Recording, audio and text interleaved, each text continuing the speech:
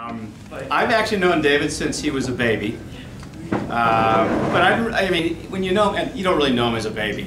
It wasn't until he was in high school when his father and I, we actually were running a company together and actually had gone on to another corporate venture. And we hired David as an intern, as a high school student to work on our computers. And he'd been there working for us for about a week. And I talked to the guy who was head of the IT department, and I said, well, what do you think of this, this young kid we hired because his dad works for the company? And he goes, he kind of scares me. And I said, he's a junior in high school. What do you mean he scares you? And he goes, he's smarter than all of us. So this is now, he's a junior in high school. So now David goes to college. Well, the great thing about David going to college is that not only did he go to the right university, University of Illinois, where his father and his mother.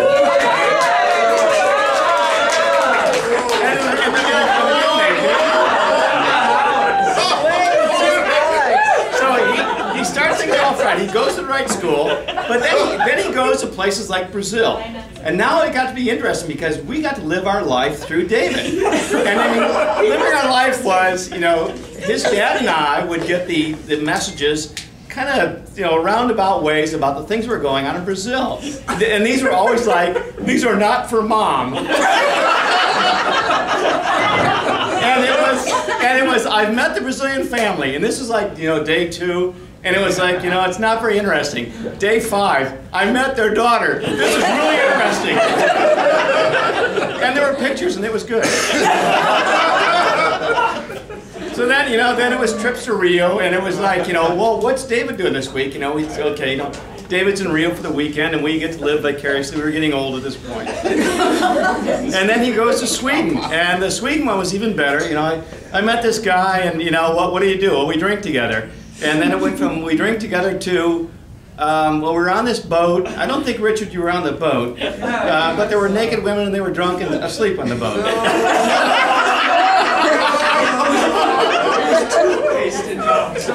Yeah. And all we were thinking was, we wish we were in college again.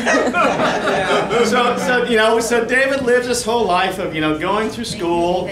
We're actually wondering, did he ever really get an education? We weren't sure. And, then he goes to Africa. We hear about the girls from MIT. And of course, being an Illinois grad, girls from MIT cannot be any good in the first place. And then about 2 years later, he decides that he's actually going to get a real job. And so we hired him as a contract worker to do some work with us. Again, because my dad. Again, because he knew somebody. And so he'd been working for us for about 6 months. And there was a large group of people that worked with us, and most of them were computer programmers and the IT side. And David had been to a meeting, and one of the senior members of the staff comes in and talks to me, and he says, so how well do you know David Faber? And I said, well, pretty well. I said, why do you ask? And he says, well, he was just in a meeting, and he had just exhibited wisdom beyond his years and cynicism that will actually make his father proud.